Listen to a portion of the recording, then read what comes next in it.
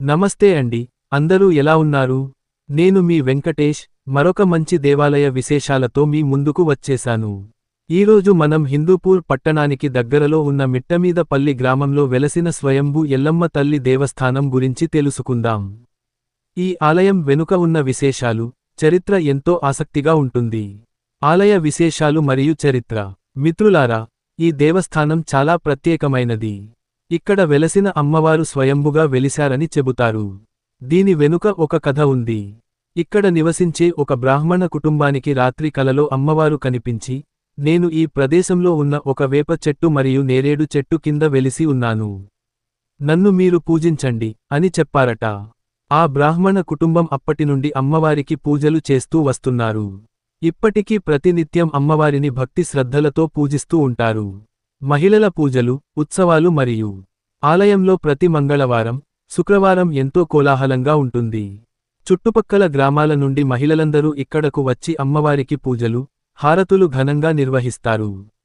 ఇది చూడటానికి రెండు కళ్ళు చాలవు.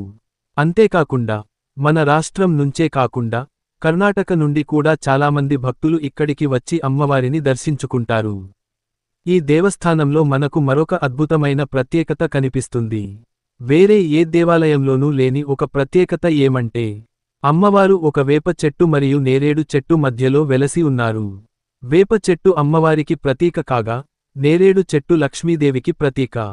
అందుకే ఈ రెండు చెట్ల మధ్య అమ్మవారు వెలసి ఉండటం అనేది అరుదైన విషయానికి. కోరికలు నెరవేర్చే శక్తి. స్థానికులు చెబుతున్న దాని ప్రకారం, ఈ అమ్మవారు భక్తుల కోరికలను నెరవేర్చే శక్తి కలిగినవారు.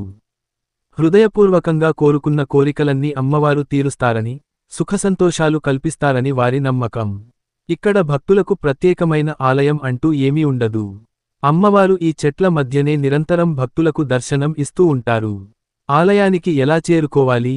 మరి ఆలస్యం ఎందుకు? మీరు కూడా ఈ స్వయంభూ రేణుక ఎల్లమ్మ తల్లిని దర్శించుకోవాలంటే హిందూపూర్ నుండి ఆటోలలో ఇక్కడికి చేరుకోవచ్చు. ఇది హిందూపూర్ నుండి సుమారు 10 కిలోమీటర్ల దూరంలో ఉన్న మిట్టమీదపల్లి గ్రామంలో ఉంటుంది. ఈ వీడియో మీకు నచ్చితే తప్పకుండా లైక్ చేయండి.